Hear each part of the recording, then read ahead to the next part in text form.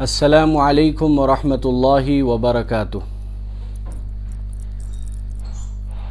آپ حضرات قربانی سے متعلق اگر کوئی مسئلہ پوچھنا چاہتے ہیں، سوال کرنا چاہتے ہیں تو کمنٹ میں یا پھر ان باکس میں اپنا سوال لکھ سکتے ہیں۔ انشاءاللہ آپ کے سوال کا جواب اگلے دن لائیو پروگرام میں دیا جائے گا اسی وقت۔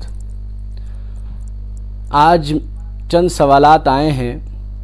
پہلا سوال ہے، موجودہ حالات میں قربانی کی جگہ اس کی قیمت غریبوں کو دینا کیسا ہے؟ اس سے غریبوں کا زیادہ فائدہ ہو جائے گا۔ دیکھیے، قربانی یہ اللہ تبارک و تعالی کا مستقل حکم ہے، مستقل امر ہے۔ قربانی اللہ تبارک و تعالی کا مستقل حکم ہے، مستقل امر ہے۔ جیسے نماز اللہ تعالی کا مستقل حکم ہے، ایسے ہی قربانی بھی اللہ تبارک و تعالی کا مستقل حکم ہے۔ چنانچہ اللہ تبارک و تعالی نے قرآن کریم میں فرمایا ہے، فَصَلِّ لِرَبِّكَ وَانْحَرْ، اپنے رب کے لیے نماز پڑھو اور قربانی کرو۔ تو جس طرح نماز کی جگہ اگر ہم اس کی قیمت صدقہ کر دے تو اس سے نماز ہمارے ذمے سے ساقط نہیں ہوتا ہے، بلکہ اس کا نماز چھوڑنے کا وبال اور گناہ ہمارے اوپر لازم آتا ہے۔ اسی طریقے سے قربانی کی جگہ قربانی کی قیمت ادا کرنے سے، غریب کو دینے سے قربانی ہمارے ذمے سے ساقط نہیں ہوتی ہے، بلکہ قربانی چھوڑنے کا گناہ وبال ہمارے اوپر لازم آئے گا۔ تو نماز جس طرح ہر حال میں ادا کرنا ضروری ہے، ایسے ہی صاحب نصاب کے لیے قربانی ہر حال میں ادا کرنا ضروری ہے۔ تو قربانی کی جگہ قربانی کی قیمت صدقہ کرنا کافی نہیں ہے، بلکہ قربانی مستقل اللہ تعالیٰ کا امر ہے، حکم ہے۔ صاحب نصاب کے لیے قربانی کرنا ضروری ہے۔ دوسرا سوال ہے، قربانی کس پر واجب ہے؟ دیکھیے، ہر ایسا شخص جو صاحب نصاب ہو، جس کے پاس نصاب کے بقدر مال ہو۔ نصاب کیا ہے؟ 52.5 تولہ چاندی، جس کی قیمت موجودہ دور میں اس وقت 65-70 ہزار کے قریب بنتی ہے۔ تو اگر کسی کے پاس اس کی ضروریات کے علاوہ، اس کے روزمرہ کے اخراجات کے علاوہ 65-70 ہزار کے قریب مال موجود ہے، چاہے وہ کیش کی شکل میں ہو، چاہے سونا چاندی کی شکل میں ہو، چاہے مال تجارت کی شکل میں ہو، یا غیر استعمالی اشیاء، غیر استعمالی چیزوں کی شکل میں ہو، اگر کسی کے پاس اتنا رقم ہے، اتنا مال ہے 65-70 ہزار نیپالی، تو اس کے اوپر قربانی واجب ہے۔ ایسا شخص صاحب نصاب ہے اور ہر صاحب نصاب پر قربانی واجب ہے۔ تیسرا سوال ہے کہ گھر کے ایک فرد کی جانب سے قربانی کر دینے سے کیا سب کی طرف سے کافی ہو جاتا ہے؟ جی نہیں، یہ بہت بڑی غلط فہمی ہے۔ عام طور پر ہمارے ذہنوں میں یہ بات رہتی ہے کہ گھر کے ایک فرد کی جانب سے، گھر کا جو سربراہ ذمہ دار اس کی جانب سے قربانی ہو رہی ہے تو سب کی طرف سے گویا کہ قربانی ہو جاتی ہے۔ یہ مسئلہ، یہ سوچ، یہ خیال بالکل غلط ہے۔ شریعت میں جتنے بھی صاحب نصاب ہے اس کے اوپر مستقل قربانی کو واجب قرار دیا ہے۔ چنانچہ گھر میں اگر 2-3 صاحب نصاب ہے تو ہر صاحب نصاب پر مستقل قربانی واجب ہے، الگ الگ قربانی واجب ہے۔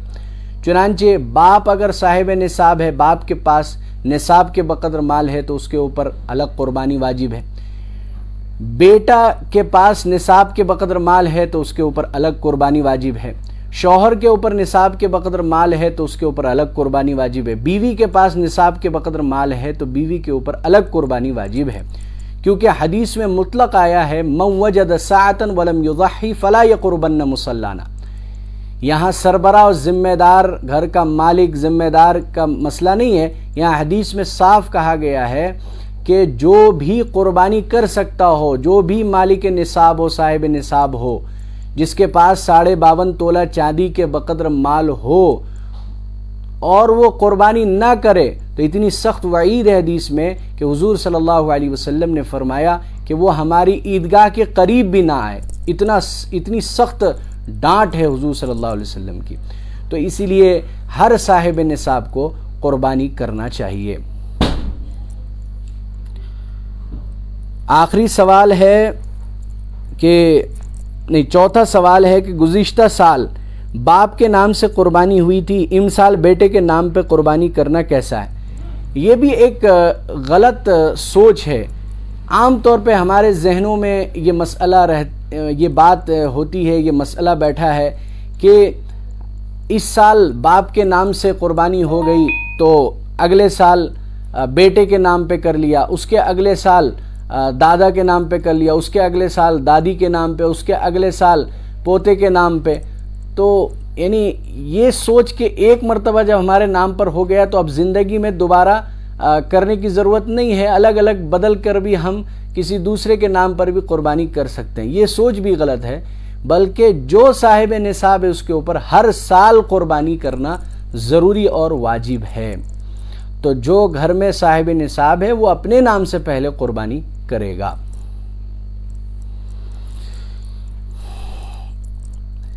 پانچواں سوال ہے کہ کیا مرحوم کے نام سے قربانی کر سکتے ہیں؟ جی ہاں، مرحوم کے نام سے قربانی کر سکتے ہیں، لیکن میں نے بتلایا کہ اگر آپ صاحب نصاب ہیں تو پہلے اپنے نام پہ کریں گے، پھر آپ اس کے علاوہ دوسرا جانور بھی کر رہے ہیں یا بڑے جانور میں دوسرا حصہ بھی لے رہے ہیں تو اس کو مرحوم کے نام پہ کر دے تو یہ درست ہے. لیکن اگر آپ صاحب نصاب ہیں تو پہلے آپ اپنے نام سے کریں گے. چھٹا سوال ہے کہ بکرے کی قربانی زیادہ افضل ہے یا بڑے جانور بھینس میں حصہ لینا زیادہ افضل ہے؟ دیکھیے، جس جانور کی قیمت زیادہ ہو اس کی قربانی کرنا زیادہ افضل ہے. حدیث پاک میں آیا ہے افضل الضحایا عند اللہ اثمنها، سب سے زیادہ محبوب اللہ کو اس جانور کی قربانی ہے جس کی قیمت سب سے زیادہ ہو. تو ظاہر ہے کہ بکرے کی قیمت زیادہ ہے تو بکرا کرنا زیادہ افضل ہے بنسبت بڑے جانور میں ایک حصہ تو اس کی قیمت کم ہے.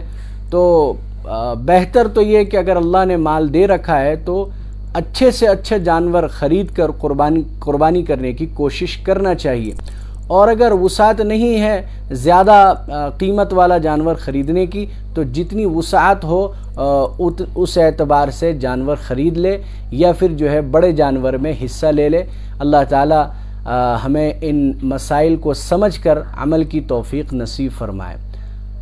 آپ حضرات کو اگر کوئی مسئلہ پوچھنا ہو تو کمنٹ میں یا پھر جو ہے ان باکس میں میسج کر سکتے ہیں.